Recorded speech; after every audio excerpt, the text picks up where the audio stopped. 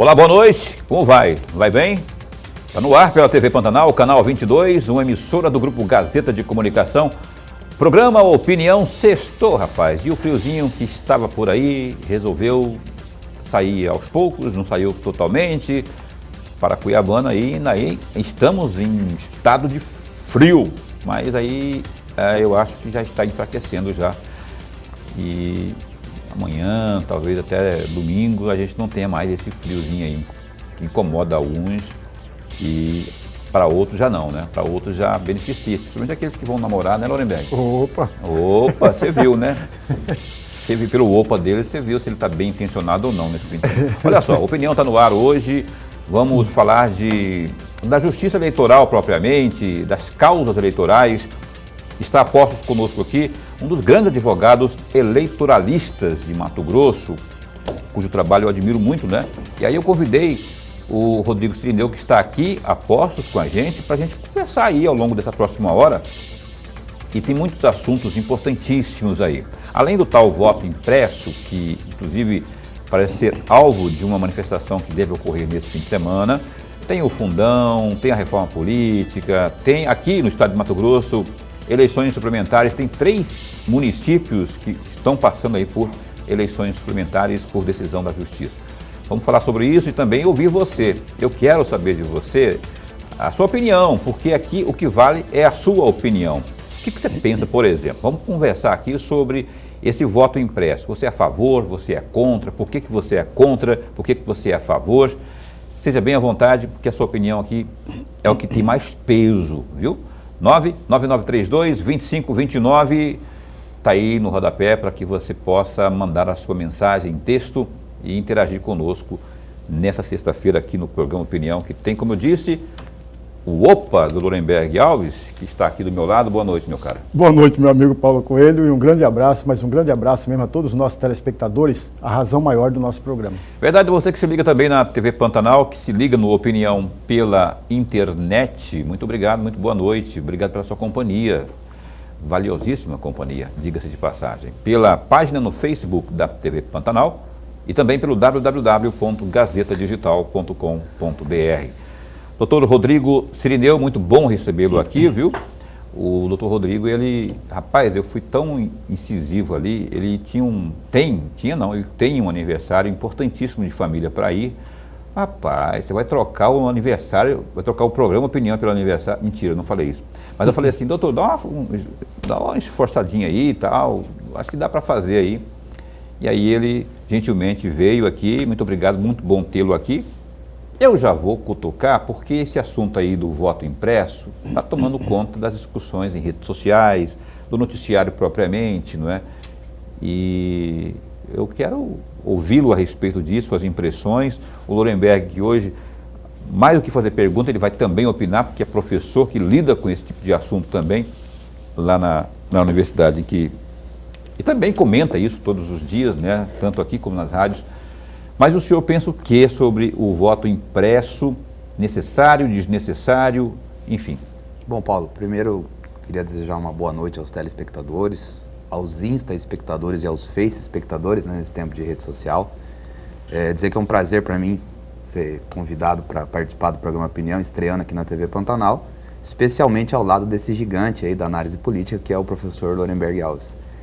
Então, é para mim um motivo de uma grande satisfação. E sobre o voto impresso, essa polêmica que foi aflorada, né, a partir da live que o presidente Bolsonaro deu na data de ontem, uma manifestação absolutamente desproporcional, né, e que infelizmente não caberia um presidente da República colocar em xeque a instituição judiciária e ainda mais a instituição judiciária que é a Justiça Eleitoral. Eu particularmente, desde 2012, advogo na Justiça Eleitoral e posso dizer com convicção que se existe um ramo do Poder Judiciário que é eficiente, que é ágil, que você vê o processo começar e terminar, né, que dá resposta para a sociedade, é a Justiça Eleitoral. E quando a gente fala de voto impresso, né, antes da gente fazer essa análise mais profunda e vertical sobre esse tema polêmico que vem ganhando as discussões aí Brasil afora, é preciso dizer que a proposta não defende a volta da urna de lona, não é isso, né? tecnicamente falando, seria a implementação do voto auditável, né? Na proposta se busca acoplar dentro da urna eletrônica um sistema em que há a impressão do voto e esse voto impresso ele ficaria dentro de uma espécie de um lacre, né? E seria encaminhado depois para a Justiça Eleitoral para acompanhamento dos resultados, com o propósito de tranquilizar, né, algumas pessoas que colocam em xeque o sistema de apuração da Justiça Eleitoral.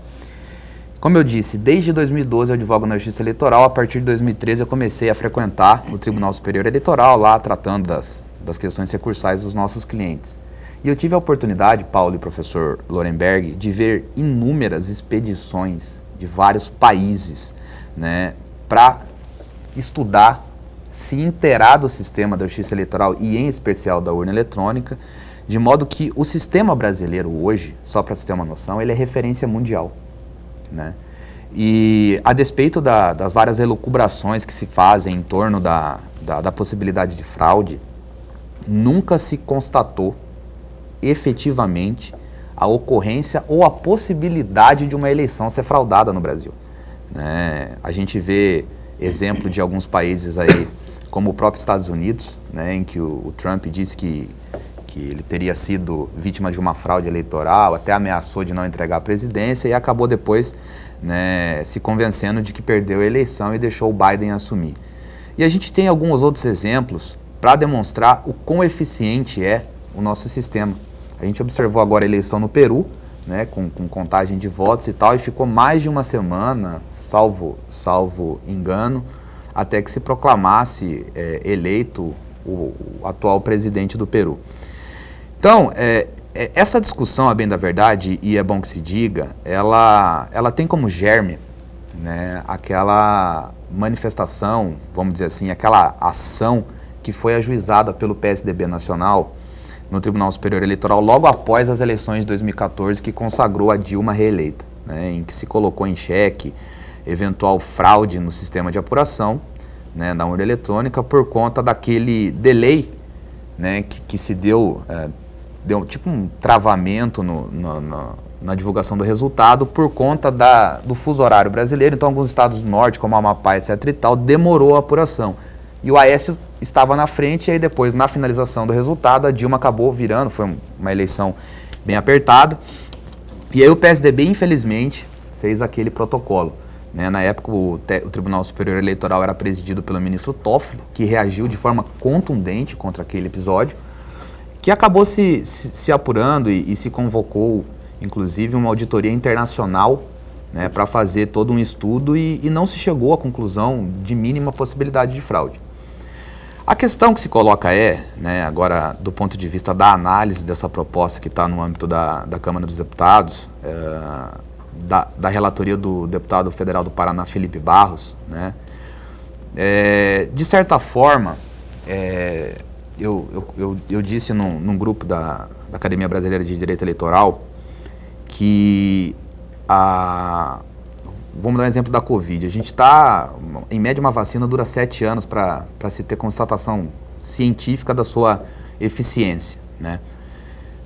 Esse sistema de acoplamento aí para o tal do voto impresso, ele seria como se fosse a segunda dose da vacina, né? Ela viria para tranquilizar, etc. e tal, mas ninguém tem comprovado que ela seria eficiente, tanto que, por exemplo, a Coronavac vem dando mostras aí de que as pessoas podem ser reinfectadas. Então, do ponto de vista do ideal, né, até alguns que são favoráveis até dizem, veja, qual que seria o problema para a democracia se você coloca mais uma hipótese de auditoria, né, se você traz mais uma questão de sistema auditável. A questão, ela é mais pragmática, né? Eu não vou dizer do ponto de vista financeiro que o Tribunal Superior Eleitoral estimou um custo de 1 bilhão e alguma coisa para que isso fosse implementado em todas as urnas no país, né? Mas o que é uma mixaria, considerando que o Congresso, a gente vai tratar desse assunto, né? Uhum. Triplicou o valor do fundão, né? Do Fundo Especial de Financiamento. Esse é um dos assuntos de hoje, então. A gente só está abrindo o programa. Do Fundo Especial de Financiamento de Campanha, né? De 2 bilhões para quase 6 bilhões, 5,7 bilhões para ser mais exato. Então, do ponto de vista financeiro, até não seria um problema, né? Mas veja só, quem lida com informática, quem lida com computação sabe que o grande problema é a questão da impressão. Então, assim, do ponto de vista prático, imagine se esse sistema, né, de acoplamento, essas impressoras começam a dar defeito, né? E aí, eventualmente, você tem que suspender a votação em uma outra urna eletrônica. Isso causaria, aí sim, um problema muito maior, né, que é o que o presidente da República, infelizmente, fez, que é você minar a credibilidade de uma instituição que, como eu disse aqui no início, que vem dando respostas satisfatórias para a população. Então, eu vejo muita dificuldade, né, na implementação disso, considerando que, até prova em contrário, nós não temos nenhuma prova, nenhuma evidência categórica de que a urna eletrônica possa ser fraudada, né? Ainda mais porque, para que isso aconteça, você tem que ter um concerto, né, com Justiça Eleitoral, com Polícia Federal, com a ABIN, né, com os próprios fiscais partidários, de modo que acabou se transformando essa discussão da fraude na urna eletrônica uma verdadeira lenda urbana, né? É um mito, né, de que isso possa vir a acontecer. E partindo do presidente da República, isso chega a soar irresponsável, né? Porque ele vinha alegando que tinha comprovações, que tinha prova de que a urna eletrônica poderia ser fraudada, mas na live de ontem ele acabou demonstrando que não tem prova nenhuma e fica se apegando a matérias jornalísticas, a situações que foram veiculadas, mas que não se confirmaram. E só para terminar, Paulo, o ministro Barroso, ele tem adotado uma postura de estadista na defesa da instituição da Justiça Eleitoral e particularmente, né, da urna eletrônica. Depois eu vou compartilhar aí, se vocês já não tiverem. A Secretaria de Comunicação do Tribunal Superior Eleitoral, ela emitiu um resumo de várias matérias veiculadas no site da Justiça Eleitoral, derrubando uma por uma das acusações pontuais que vinham sendo veiculadas e dirigidas contra a urna eletrônica. Então, eu acho que esse é um tabu que precisa ser desmistificado, né? Como eu costumo dizer, né, e repito, é até ideal do ponto de vista da utopia que nós tenhamos a maior quantidade possível de mostras de que o sistema é seguro.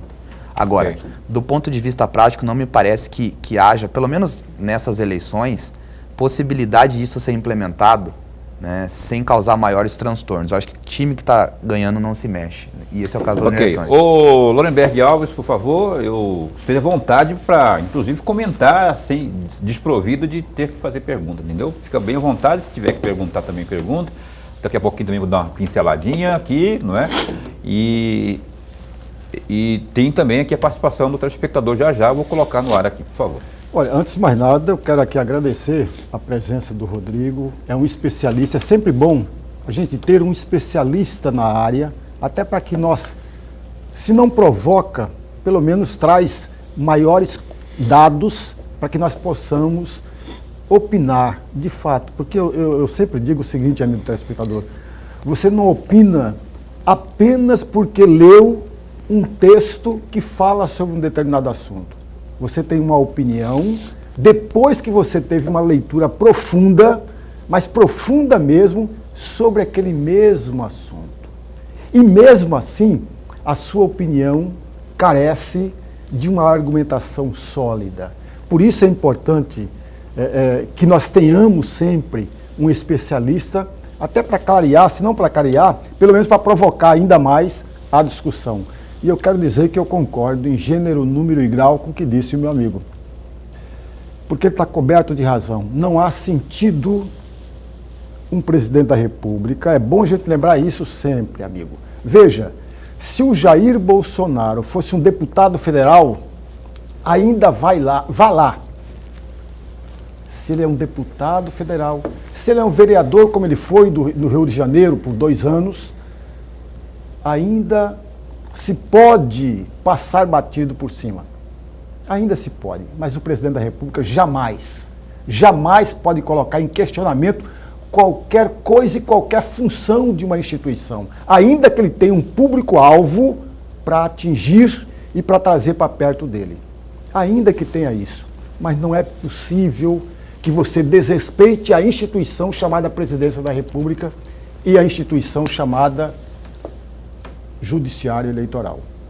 Então, quando ele atinge o Judiciário Eleitoral, permita-me, ele está atingindo a própria instituição Presidência da República. Porque ele está desrespeitando aquilo que ele deveria preservar, resguardar. E aí vamos direto para o assunto propriamente dito. E eu vou bater numa tecla que muitas pessoas costumam trazer como argumento, e não o é um achismo puro. Qual é o argumento utilizado, entre aspas? Por que os Estados Unidos, a grande potência mundial, não tem a urna eletrônica? Embora alguns estados o tenham.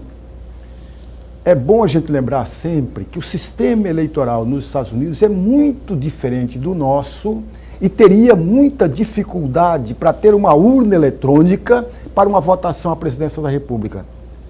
A começar porque lá não tem uma data específica do dia da eleição, mas o eleitor pode votar com antecipação, com antecedência, e pode votar usando o correio.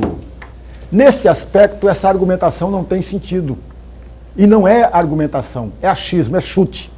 Não vale como comprovação de coisa alguma. E um outro ponto que eu devo realçar aqui, amigos, talvez o amigo telespectador possa não ter clareza, mas quando a votação era no papel, não estou dizendo que é isso a ideia que está defendida, quando a votação era no papel, eu já acompanhei muitas vezes e li muito a respeito, um candidato à Câmara Federal, ou um candidato ao Senado, ou um candidato à Assembleia Legislativa, dormia sendo eleito. No dia seguinte ele era derrotado, porque mexia-se com os números da votação. Isso a fraude foi sempre uma constante no Brasil há muito tempo. Mas há muito tempo. Inclusive fraudava a ata. Nem a contagem de voto, era ata direto. Era ata direto. Então, quando nós temos a urna eletrônica, foi um salto qualitativo extraordinário. Agora, a meu juízo, a urna eletrônica não é 100% garantido. Porque nada no mundo é 100% garantido. É bom que se diga isso, mas é impossível, se não falo a palavra impossível, mas é quase impossível fraudar a votação da urna eletrônica, a menos que seja alguém do próprio Tribunal Eleitoral, no momento em que você fecha a urna. Fora aquilo, não há nenhuma possibilidade. Tá aí. O que é 100% garantido é que você tem livre acesso aqui para participar conosco e dar sua opinião no programa Opinião. Eu quero ouvir você. Você é contra, como são contra aqui os nossos queridos colegas aqui, o professor e também outro professor que é advogado aqui, que está aí desde 2012 nessa labuta aí no direito eleitoralista, né? Direito eleitoral. Direito eleitoral, advogado eleitoralista, direito eleitoral. Obrigado pela correção aqui, doutor Rodrigo Cirineu. Ele continua conosco e o papo continua. Eu quero ouvir você, quero ver o que você pensa após o intervalo comercial. Está aí na tela, 99932-2529. Também vou dar minha opinião daqui a pouco, não é? Mas eu quero ouvir primeiramente quem mais importa, que é o nosso telespectador do Opinião, que dá um tempinho só e volta já já. Muito bem, beleza. Estamos de volta aqui ao vivo com o programa Opinião, com o Rodrigo Cirineu, que é advogado eleitoralista, que está nos brindando hoje com uma participação muito especial. A gente está abordando justamente essas questões aí relacionadas ao voto impresso. Daqui a pouquinho tem o fundão, vamos falar sobre o fundão, não é? Essa excrescência, essa aberração que temos aí na nossa... que na verdade, já existe, né? Que é lei, inclusive.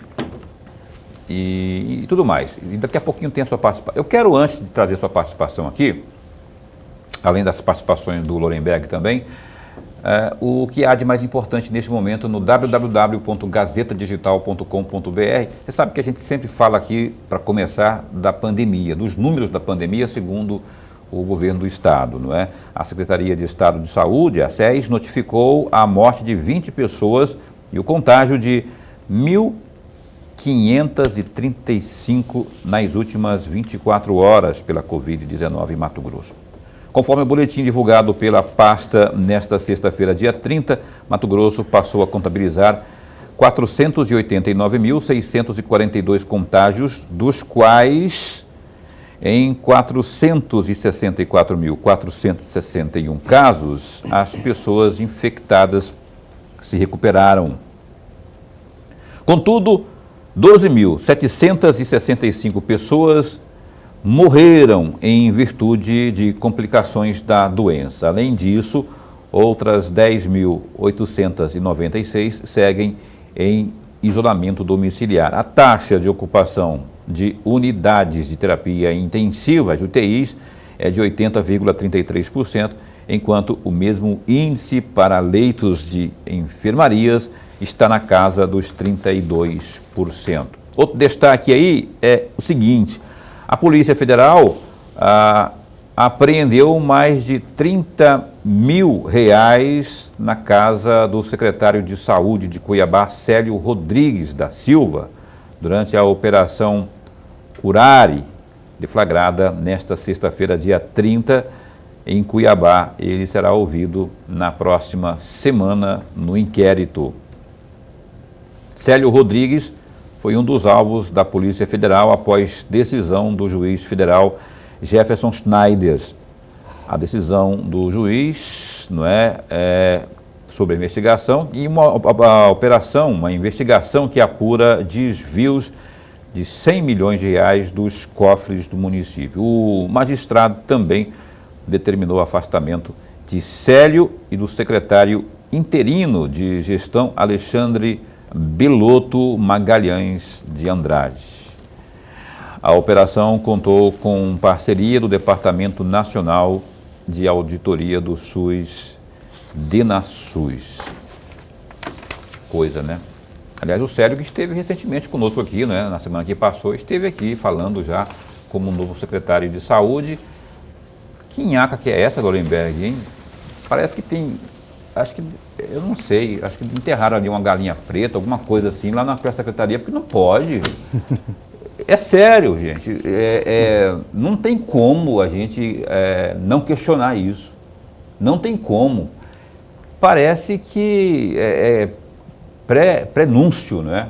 O Célio, é evidente, existem investigações? Existem. Temos que esperar.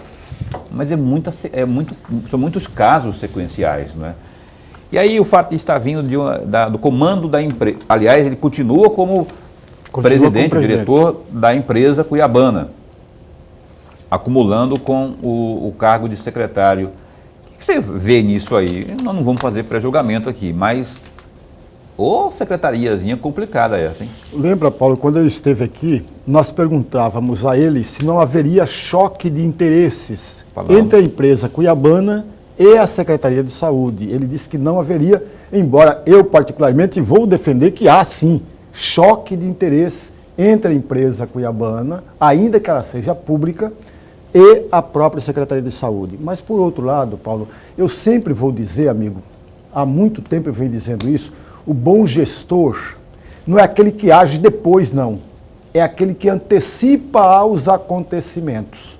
Com precaução. O bom gestor é isso. Olha, se tem evidências, ou pelo menos tem zum, é bom que o prefeito deveria se precaver para evitar o desgaste, ainda que essas denúncias todas não venham atingi-lo. E, de fato, parece que até agora não o atinge.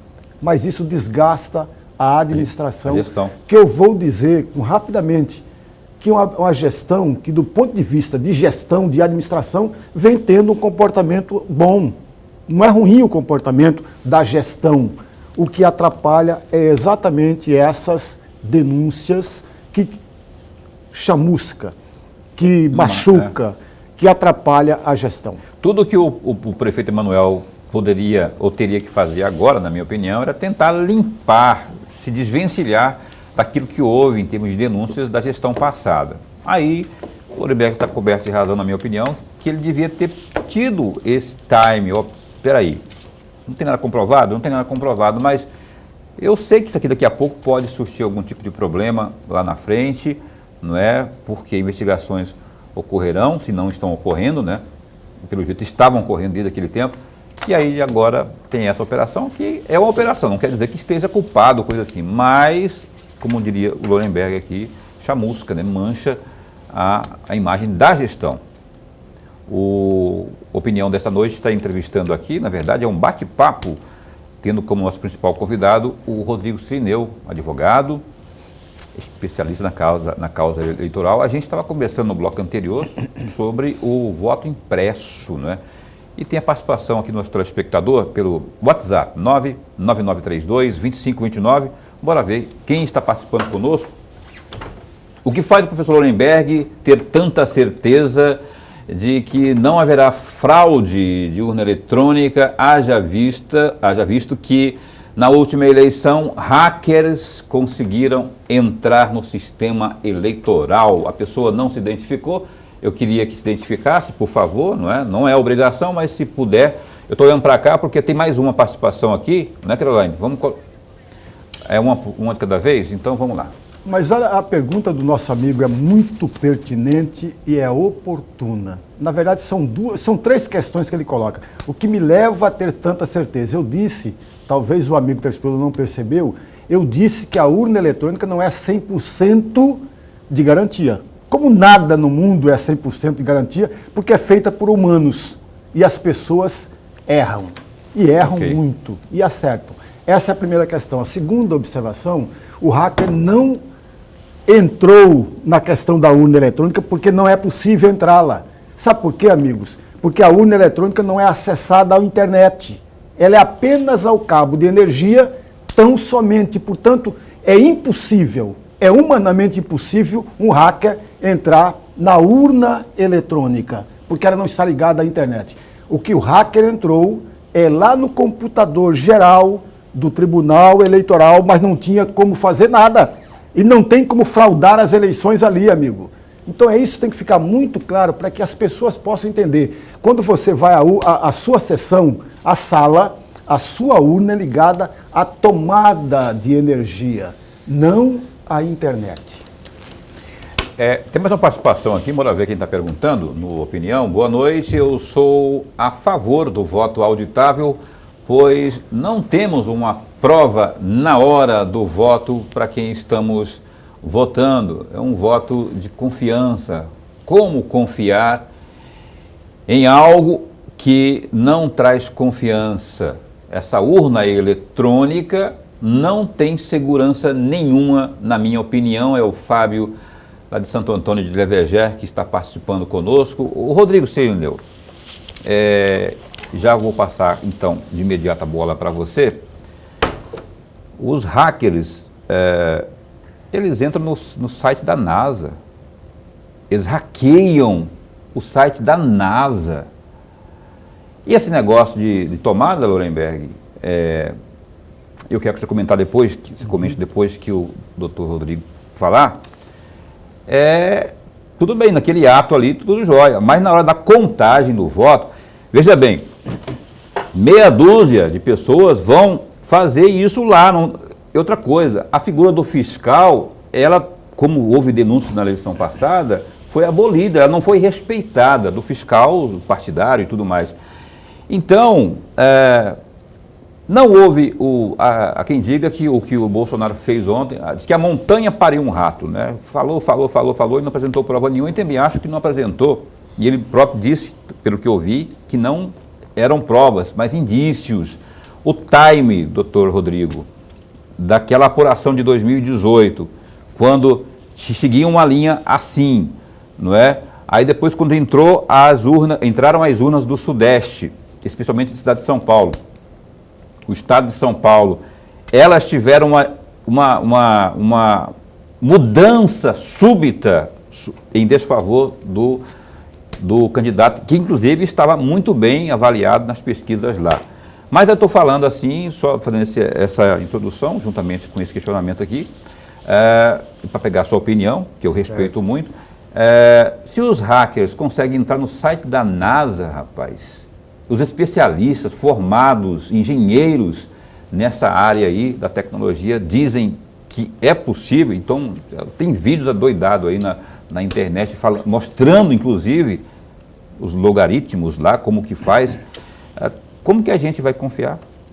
Veja, Paulo, a Justiça Eleitoral, ela trabalha com os hackers, né? Para quem não sabe, todo momento preparatório das eleições, a Justiça Eleitoral convoca, ela faz uma espécie de certame, convidando os hackers para tentar invadir o sistema. E o máximo que já se chegou, um hacker conseguiu quebrar o sigilo do voto de determinado eleitor. Não sei se o senhor sabia disso, professor Lorenberg. Ele quebrou o sigilo do voto. Então ele conseguiu identificar o eleitor que votou no candidato X, Y e Z.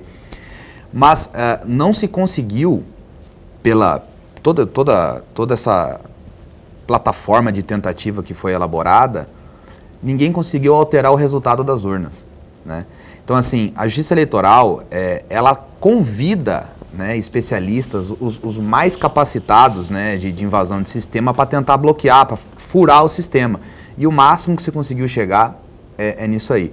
Agora, é óbvio, né, a gente não pode ser responsável. Como o professor Lorenberg disse, né, nós não podemos garantir que a urna eletrônica seja 100% confiável e indene de qualquer tipo de fraude. Até mesmo porque, eu penso, não só eu, professor, mas o senhor também estaria a tratar como se fosse uma espécie de física nuclear. Nós não temos conhecimento de computação, né, e nem de eletrônica a ponto de descer as minúcias desse sistema. Mas fato é que, né, pelo que se constata por auditorias independentes e por vários especialistas, é que a urna eletrônica nunca conseguiu ser invadida a ponto de se conseguir alterar o resultado de uma eleição, né? A pergunta na verdade, a queixa o posicionamento aí do telespectador, do Fábio de Santo Antônio de Leverger, é Fábio, né? Isso. É aquilo que eu disse. O projeto de você trazer, né, esse voto auditável, de fato ele vai ao encontro, né, de muitas pessoas que não têm essa confiança 100% nas urnas eletrônicas, e é defensável, né, como o senhor disse, o Congresso está debatendo isso, né, o lindo da democracia é ter a possibilidade de discussão, né, e essa discussão hoje, ela fortalece, inclusive, a instituição da Justiça Eleitoral, porque ela se coloca, né, à frente da sociedade para demonstrar, ela abre, né, toda essa questão da urna eletrônica para dizer e explicar o quanto ela é confiável, ao mesmo tempo que é plausível, por outro lado, que as pessoas queiram mais segurança, né, queiram mais certeza de que o seu voto está sendo efetivamente computado. É bom que se diga que já foi aprovado um projeto, se não me falha a memória, da autoria do próprio Jair Bolsonaro, né, de impressão de recibo, que não é o caso do voto auditável, certo? Então o eleitor teria a impressão do recibo e levaria para casa. Okay. O Supremo Tribunal Federal declarou essa norma inconstitucional, porque ela teria o condão de quebrar uma regra constitucional, que é o sigilo do voto, né? E se você me permite, complementando, né, a gente conversava no intervalo, por muito tempo no Brasil nós tivemos a administração das eleições por parlamentos, né, pelas assembleias legislativas estaduais. E há um episódio interessante na biografia do Getúlio Vargas, escrita pelo Lira Neto, na eleição, né, na reeleição do Borges de Medeiros lá no Rio Grande do Sul. Os deputados se reuniram e chamaram o Getúlio e falou assim: olha, como é que nós vamos explicar para o governador que ele perdeu a eleição? E não teve explicação, porque o Getúlio foi lá e deu a informação de que o Borges de Medeiros tinha ganho a eleição mesmo tendo perdido. Por quê? Porque era feita, né, a administração por intermédio das casas legislativas, e lá sim havia possibilidade, ainda mais naqueles tempos de antanho, né, de se praticar esse tipo de fraude. Por conta disso é que o saudoso, né, e ilustre Assis Brasil, ele teve a ideia de instituir o Código Eleitoral de 1932, o atual, o que é vigente hoje é o de 1965, mas em 1932 então se criou o Código Eleitoral e se criou a instituição da Justiça Eleitoral, passando então a administração das eleições dos parlamentos para a Justiça Eleitoral, né? E a Justiça Eleitoral, ela teve o condão de afastar vários tipos de fraude eleitoral que se praticavam. O ex-ministro do Supremo Tribunal Federal, Vitor Nunes Leal, escreve no livro dele Coronelismo, Inchada e Voto, né, que é o voto de cabresto, o voto a bico de pena e outras espécies de fraude, inclusive com interferência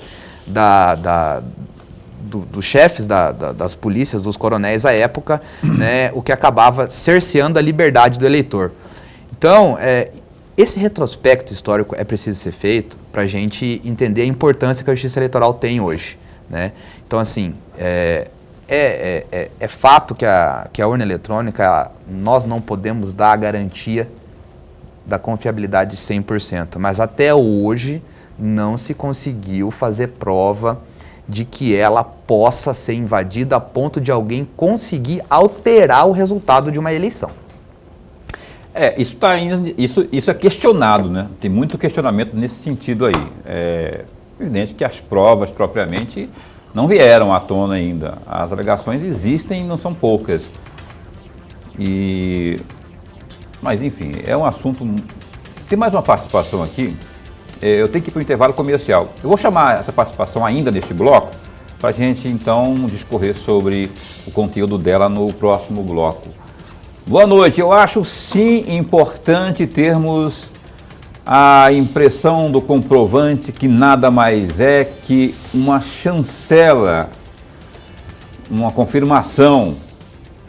Programas da Microsoft, de bancos, são fraudados. Imagine aí uma urna. Está claro a necessidade da impressão do voto. Mais uma pessoa que participa aqui em favor do voto impresso, não é? Do voto auditável. E você pode mandar a sua opinião ou pergunta que seja aqui pelo WhatsApp do programa Opinião 99932-2529, está aí na tela. Opinião que dá um tempinho só. Volta para o último bloco, a gente vai correr mais aqui nos nossos comentários para que possamos abordar outros temas mais ligados a essa área eleitoral com o Rodrigo Cirineu e também com o Lorenberg Alves e principalmente com você. A gente volta já já. Então, a Opinião está de volta aqui nesta noite de sexta-feira, hoje num bate-papo sobre a Justiça Eleitoral, sobre voto impresso, o advogado eleitoralista, uma palavra que eu tenho dificuldade de falar, mas é eleitoralista, que está aí na lida faz tempo, né? Muitas campanhas eleitorais, defendendo muitas. Ele tem uma carteira de clientes muito boa, muito importante, boa no sentido de serem pessoas importantes, né? E tem êxito aí na sua carreira, que a gente não vai falar aqui agora, mas todo mundo conhece o Rodrigo Cirineu, que está aqui ao meu lado esquerdo, não que ele seja de esquerda, e ao meu lado direito, não que ele seja de direita, muito pelo contrário. A risadinha dele você já viu. Então, Lorenberg, o nosso telespectador participou eu esqueci o nome, mas deixou aqui um posicionamento a favor do voto auditável. Aí eu gostaria de discorrer com vocês dois ainda sobre esse tema, um pouquinho mais, é o último bloco, mas aí a gente vai trocar de assunto daqui a pouco, tem outros temas para abordarmos aqui. Mas muito rapidamente, eu vou colocar 2 pontos, vou acrescentar mais um ponto que foi do questionamento anterior a esse do nosso amigo telespectador do segundo bloco. Veja, quando você fecha a sua sessão, a urna fechou, ela já traz o resultado. É possível, por exemplo, os partidos e os candidatos já terem o número da sua votação antes mesmo da divulgação oficial do resultado. Veja, amigos, muito antes. Você já sabe a votação que você teve naquela sua sessão, porque está a totalidade. É essa totalidade que vai para a central no Tribunal Eleitoral Brasileiro. Simplesmente isso é um ponto. O segundo ponto, amigos, que a gente tem que começar a observar, e a observar mesmo, para que nós não tenhamos dúvidas a respeito, ainda que quem defenda a ideia do voto impresso não tem a grandeza de falar todas as informações. Veja, o amigo, eu sou eleitor, voto, eu não pego o papel como recibo, não cai nas minhas mãos, eu não tenho esse documento. Sabe por quê? Porque esse recibo, suposto recibo, cai direto em uma urna. Eu não tenho acesso a ele. Eu não tenho como comprovar porque eu não tenho acesso a ele. Simples assim. Ninguém vai sair com esse recibo. É bom ficar muito claro isso, para que nós não tenhamos dúvidas no nosso posicionamento. Ok. Doutor Rodrigo, e aí? O que o senhor acha disso tudo? Que as pessoas aqui, a maioria que a gente tem percebido, né? Tem um movimento marcado para esse fim de semana pró-voto auditável. É um movimento pró-Bolsonaro, evidente, são a maioria bolsonaristas, não é? Mas percebe-se que há um clamor popular. Esse é um elemento que ninguém está levando em conta. O Arthur Lira, presidente da Câmara, disse hoje, Lorenberg, que pouco provável, olha só que se conversa de se falar um presidente de Câmara, pouco provavelmente a emenda do voto auditável passará no parlamento. Olha só, que futurologia que é essa? E aí entra essa história, está desconsiderando que tem elemento novo, até político, né? Um deles é o tal do Centrão, que chegou para dar uma apaziguada pelos lados bolsonaristas, né? Não é por acaso que o Centrão está lá. E depois tem o clamor popular, meu caro. O povo está na rua. Ou alguém está contestando que existe esse clamor popular. Essas manifestações que houve até agora, essa que deve acontecer nesse fim de semana, acho que é domingo, que deve ter mais uma vez superlotar aí ruas e avenidas das principais capitais do país. Esse fator, doutor, não soma, não conta, não? Se acha que isso não terá efeito em tudo o que há, dada aí a posição do que o senhor falou aí, chamou de estadista, eu vejo como um grande ministro, mas nessa questão aí, eu acho que um ministro do Supremo Tribunal Federal jamais poderia fazer o que o doutor Barroso fez, que é se reunir com lideranças políticas para tratar desse assunto, já que foge da alçada dele, não é? E para tentar influenciar, demover, não é, eventuais posições. Mas aí tem esse posicionamento das pessoas aí. Eu queria que você discorresse mais uns 3 minutinhos a respeito disso aí. Veja, Paulo, esse assunto realmente ele é muito complexo, né? E não sei se você sabia, o Tribunal Superior Eleitoral ele tem uma secretaria de articulação política, né? Que justamente promove o diálogo com o Congresso Nacional. Então, o Barroso ele apenas deu uma acelerada no ritmo normal dos acontecimentos e fez uma proposta de reforma política, até defendendo o sistema distrital misto, que é o sistema alemão, e semipresidencialismo e outro tipo de coisa. Mas, só para a gente fechar essa questão, de fato, se nós conseguíssemos um modelo ideal em que agradasse gregos e troianos, seria o ideal, né? Eu acho que o Parlamento, o Congresso Nacional é a instituição ideal porque tem 513 deputados, 81 senadores, e nos debates pode ser que saia dessa tese e antítese uma síntese aí que possa aplacar um pouco os ânimos da população. Mas o professor Lorenberg disse, com muita propriedade, que no atual sistema já é disponibilizado o resultado da urna eletrônica, que tecnicamente falando, professor, se chama o boletim de urna. Isso. Né? E os fiscais de partido eles já têm acesso a isso. Nós que trabalhamos com as eleições, a gente, nos comitês, no dia da eleição, a gente já vai pegando e vai fazendo apuração paralela, né? E aí a gente já vai conseguindo visualizar pelo número de voto em cada urna. E a totalização é feita por quem? Pela Justiça Eleitoral. Mas lá em cima. É concentrada no TRE, nas eleições municipais e estaduais, e a nível federal, lá no Tribunal Superior Eleitoral. Com a ampla participação dos fiscais de partido. Os fiscais de partido ficam lá, tem uma sala específica, né? Eu fui coordenador jurídico da campanha majoritária de 2018 do governador Mauro e eu tive acesso, assim como os outros advogados e representantes das coligações têm acesso a essa sala, na onde vai, vamos dizer que a gente tem um acesso um pouco mais na frente do que passa na televisão e nos jornais, né? Então a gente tem aí uma ou duas atualizações a mais. Então é possível, né, aos partidos, às coligações, né, e aos interessados, o Ministério Público também participa, verificar em tempo real, né, essa apuração. Agora é claro, esse clamor popular deve ser levado em consideração, né? É o que na doutrina constitucionalista se chama de backlash, né, que é quando a população reage a uma decisão judicial. Então, como eu disse, o Supremo Tribunal Federal já teve a oportunidade de declarar inconstitucional o voto impresso. Por quê? Porque qual que é o problema, né, permeado do ponto de vista jurídico e até numa visão um pouco paternalista do judiciário, né? O que se disse é o seguinte: tem uma cláusula constitucional que é do sigilo do voto.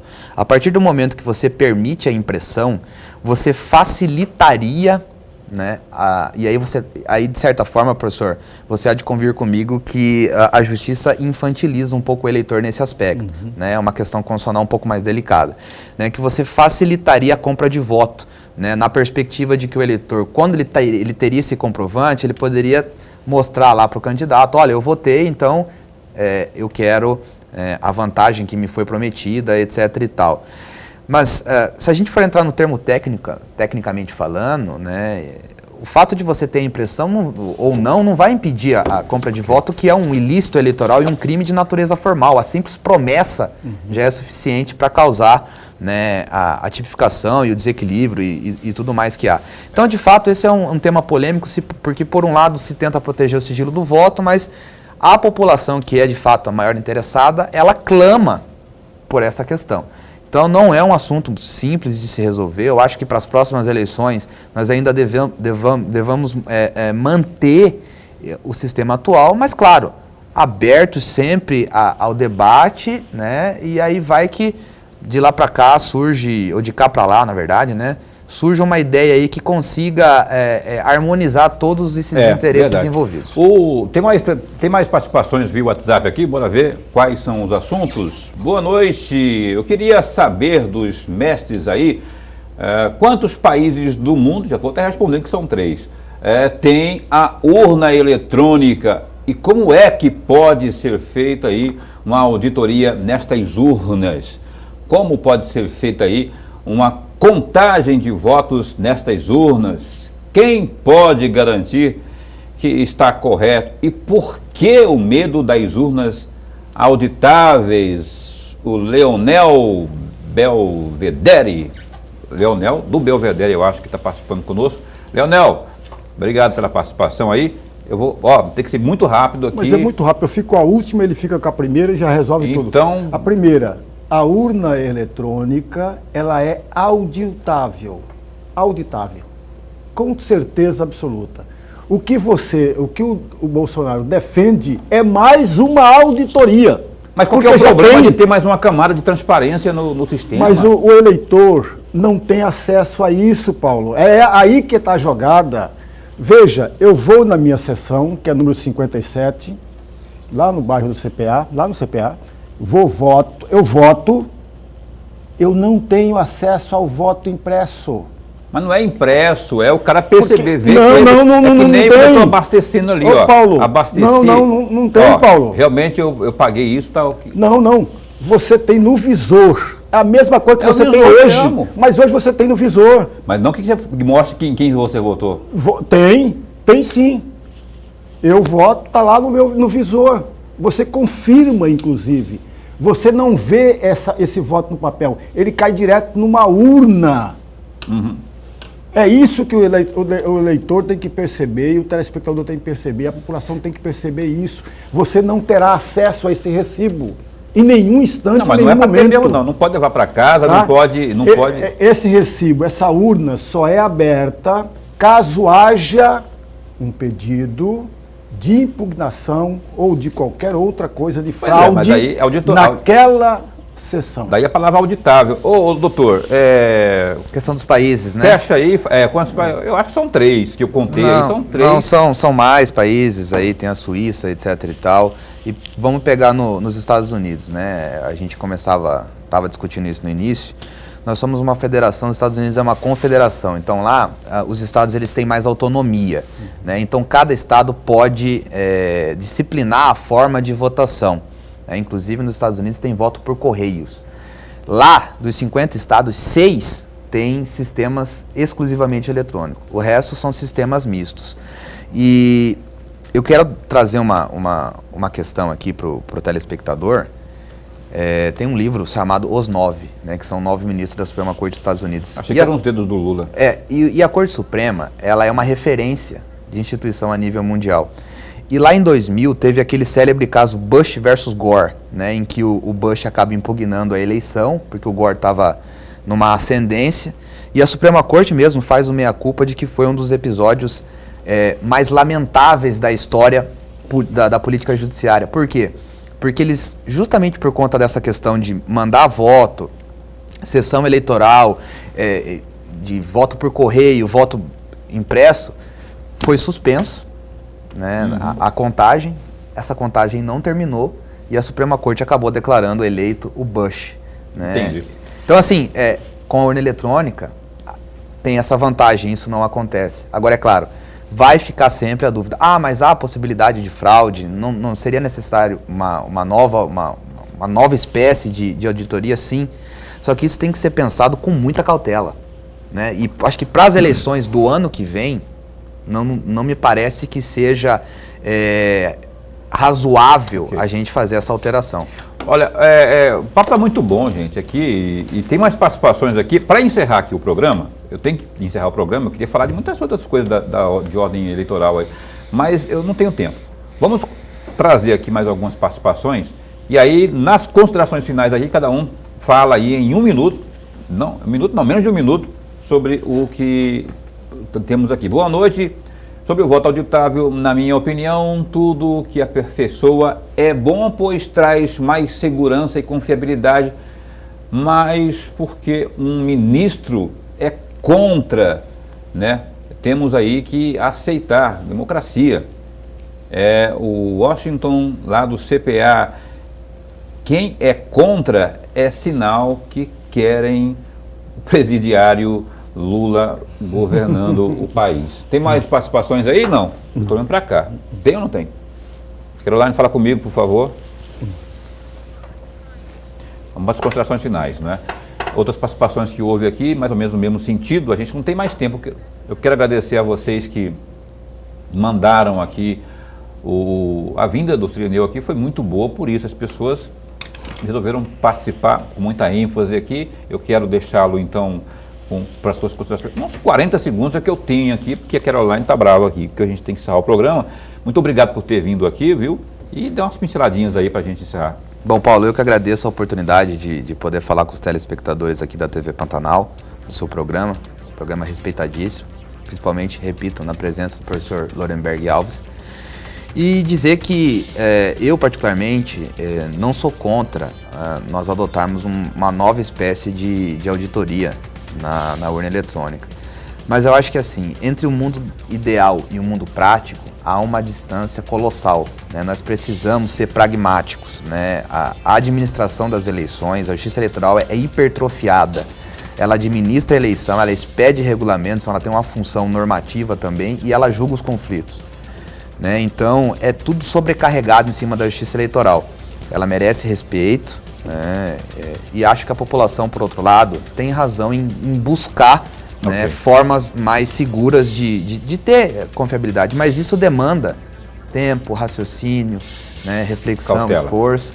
E eu acho que num futuro próximo nós possamos aí alcançar esse ideal né, de forma racional e pragmática.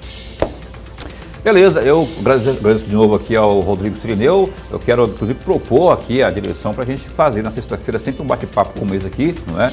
E convidar mais aqui o Rodrigo, porque tem outros assuntos mais que a gente poderia estar conversando aqui. E vamos conversar, já faço até compromisso que eu vou te perturbar para você vir aqui falar conosco sobre outros temas mais de ordem eleitoral. Lorenberg, até segunda-feira. Até segunda-feira e um grande e abençoado final de semana a todos nós. Lorenberg queria falar mais aqui, eu também queria, mas não tem mais tempo aqui. Segunda-feira teremos, o Rodrigo também queria, você principalmente também queria, né? Segunda-feira, outro advogado aqui, o presidente da Ordem dos Advogados do Brasil, OAB Mato Grosso, Leonardo Campos, o Léo Capataz, vai estar também discorrendo sobre assuntos importantíssimos como estes, na opinião de segunda-feira. É isso então, bom fim de semana, se cuida, que Deus te proteja, fica bem, fica com Deus também.